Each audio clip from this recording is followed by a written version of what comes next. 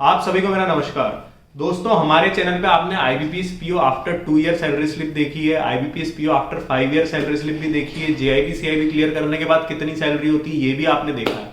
लेकिन आज का वीडियो कुछ खास होने वाला है, क्योंकि आज की जो सैलरी स्लिप है वो हम बताएंगे कि आईबीपीएस पीओ जिसने 10 साल पहले बैंक ज्वाइन किया था उसकी अभी वर्तमान में कितनी सैलरी है। इसके अंदर एग्जैक्ट 10 इंक्रीमेंट लगे हुए हैं जो एक आईबीपीएस पीओ को लगते हैं अगर वो 10 साल पहले ज्वाइन होता। मेरा ये सैलरी स्लिप दिखाने का केवल इतना सा मोटिव है कि ये बात बिल्कुल सही है कि जो आज जो बच्चा ज्वाइन करेगा उसकी 10 साल बाद जो सैलरी होगी उसको हम इस सैलरी स्लिप से समझ नहीं सकते हैं, क्योंकि इन्फ्लेशन रेट अलग तरीके से वर्क करता है। लेकिन अगर वर्तमान महंगाई को और हर चीज को देखें तो आपको एक चीज समझ में आ जाएगी कि पिछले 10 साल में जो रेट से इन्फ्लेशन बढ़ा है, क्या उस रेट से सैलरी भी आईबीपीएस पीओ की बढ़ी है। जो एलआईसी डबल ए एलआईसी के अंदर जो रिक्रूट होते हैं या आरबीआई असिस्टेंट में होते हैं या आरबीआई ग्रेड बी में होते हैं, उनके मुकाबले एक आईबीपीएस पीओ की आफ्टर 10 ईयर कितनी सैलरी है।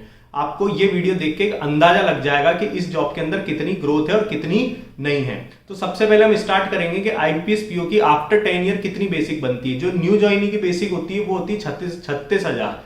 तो उसके अंदर जब हम आफ्टर 10 ईयर इंक्रीमेंट लगाएंगे, ये एग्जैक्ट सैलरी स्लिप है उस बंदे की जिसने 10 साल पहले बैंक ज्वाइन किया था और उसका जेआईबी सीआईबी अभी क्लियर नहीं है। तो इससे आपको समझ आ जाएगा कि आफ्टर 10 ईयर कितनी सैलरी एक बेसिक पे से बनती है। बेसिक इनका अभी है 51,900 यानी 51,900 रुपीज आफ्टर 10 ईयर इनका बेसिक बनता है।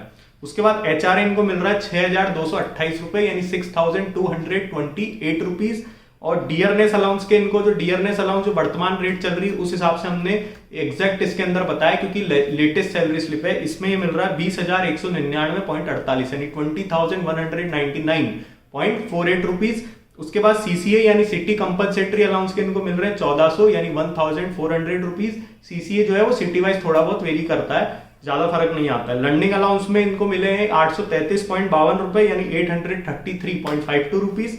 उसके बाद स्पेशल अलाउंस के इनको मिले 11,824.31 रुपए यानी 11,824.31 रुपीज। तो total gross earning IBPS PO की आफ्टर 10 ईयर बनती है 92,385.31 रुपीज यानी 92,385.31 रुपए। अब हम चलते हैं इनके डिडक्शन वाले पार्ट पे कि क्या क्या डिडक्शन इनके बनते हैं। सबसे पहले इनकम टैक्स के इनके कटे हैं 4,620 यानी 4,620 रुपीज।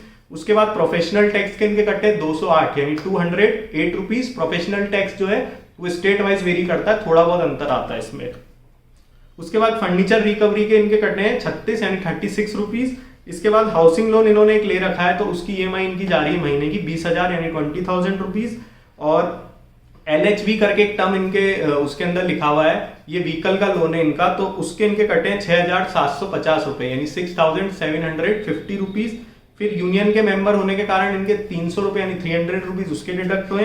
और डिफाइंड कॉन्ट्रीब्यूटरी पेंशन स्कीम के अंदर इनके डिडक्ट हुए 7,209.95 रुपए यानी 7,209.95 रुपीज। तो टोटल डिडक्शन इनके बन रहे हैं 39,123.95 रुपए। ये ग्रॉस डिडक्शन इनकी सैलरी स्लिप में बन रहा है। लेकिन अगर हम नॉर्मल डिडक्शन देखें कि जैसे इनकी जो ईएमआई कट रही थी 20,000 वगैरह, तो अगर हम उनको हटा दें जो पार्ट इनका था, तो नॉर्मल डिडक्शन एक्सक्लूडिंग ईएमआई इनका बन रहा है 12,373.95 रुपए यानी 12,373.95 रुपए इनका नॉर्मल डिडक्शन बन रहा है अगर इन्होंने लोन वगैरह नहीं ले रखा होता तो। क्योंकि अमूमन मैक्सिमम एम्प्लॉइज जो हैं वो लोन लेते हैं, इसलिए हमने दोनों तरीके से इसमें समझाया। अगर कोई लोन नहीं लेता है तो इतना डिडक्शन उसका बनता है।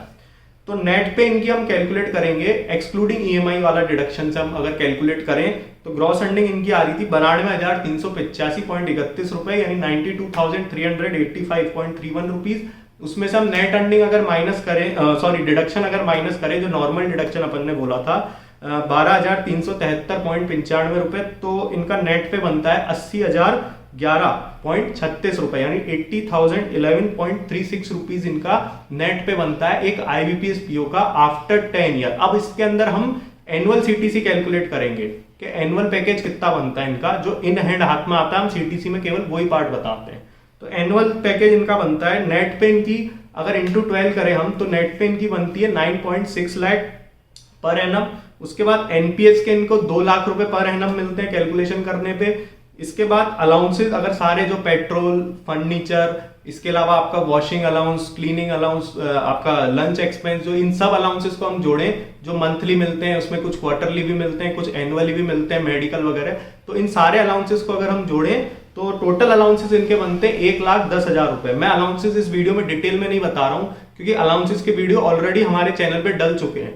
तो अलाउंसेस जो है वो आफ्टर 10 ईयर भी आईबीपीएस पीओ के सेम रहते हैं, जो उसके प्रोविजन के बाद अलाउंसेस चालू होते हैं वही अलाउंसेस उसको आफ्टर 10 ईयर मिलते हैं। तो टोटल अलाउंसेस इनके बन रहे हैं 1,10,000 रुपए। अब हम इन सबको जोड़ेंगे, नेट पे को और एनपीएस को और अलाउंसेस को, तो टोटल सीटीसी इनका आएगा 13 लाख रुपए अप्रोक्स, मतलब 13 लाख रुपए पैकेज बनता है एक आईबीपीएस पीओ का आफ्टर 10 ईयर बैंक ज्वाइन करने के बाद। जिन्होंने 10 साल पहले ज्वाइन किया था बैंक, उनकी अभी सैलरी इन हैंड कितनी आती है, 13 लाख रुपए साल का। तो दोस्तों कैसा लगा आपको ये वीडियो? अगर इस तरह के और वीडियोस चाहते हैं तो नीचे कमेंट बॉक्स में टाइप करें। साथ ही हम सैलरी स्लिप की पूरी प्लेलिस्ट नीचे कमेंट बॉक्स में पिन कर रहे हैं, तो हमारी चैनल को लाइक शेयर सब्सक्राइब करें। आप लोग का बहुत बहुत धन्यवाद।